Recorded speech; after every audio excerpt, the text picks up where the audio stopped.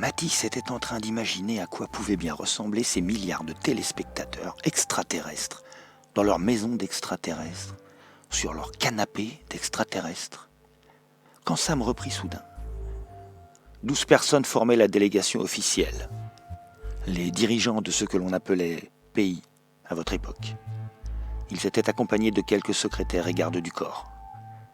Une petite navette est venue les chercher et les a emportés vers le grand vaisseau. L'humanité tout entière retenait son souffle dans l'attente de leur retour. Le Grave, comme on appelle le grand vaisseau, ralluma toutes les télévisions et filmait la petite navette qui redescendait vers New York, 22 heures plus tard. La délégation allait enfin pouvoir livrer au monde les premières informations cruciales. La navette se posa, la passerelle de descente s'abaissa. Des secondes interminables. Puis, une seule personne descendit lentement. Une silhouette massive, certainement un garde du corps, apparut, les vêtements quasiment entièrement recouverts, de sombres taches rouges. Le voyage du retour fut fatal à la délégation. Une seule personne venait de prendre le pouvoir sur toute la race humaine. L'homme coinça l'arme dans sa ceinture, puis entama un discours d'une voix puissante.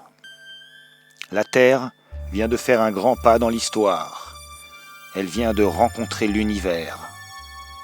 Je suis, à partir d'aujourd'hui, le seul représentant légal de l'humanité. Choc mondial.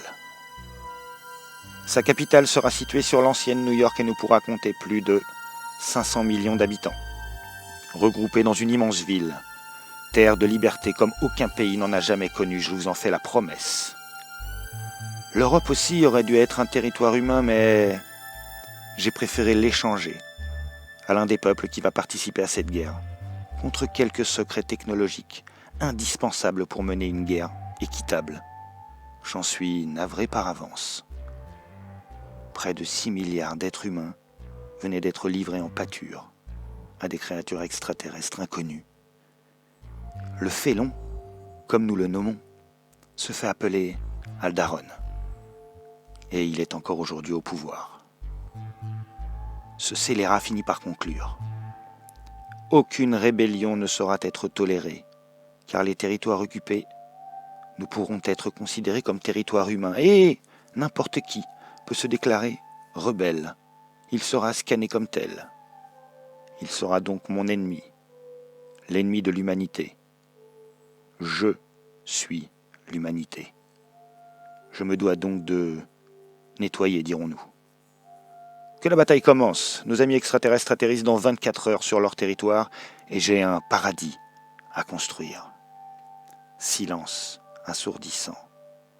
Ça va toujours, lance Sam? Tous hochèrent la tête, mais Brune lança. Je vois toujours pas le rapport avec nous.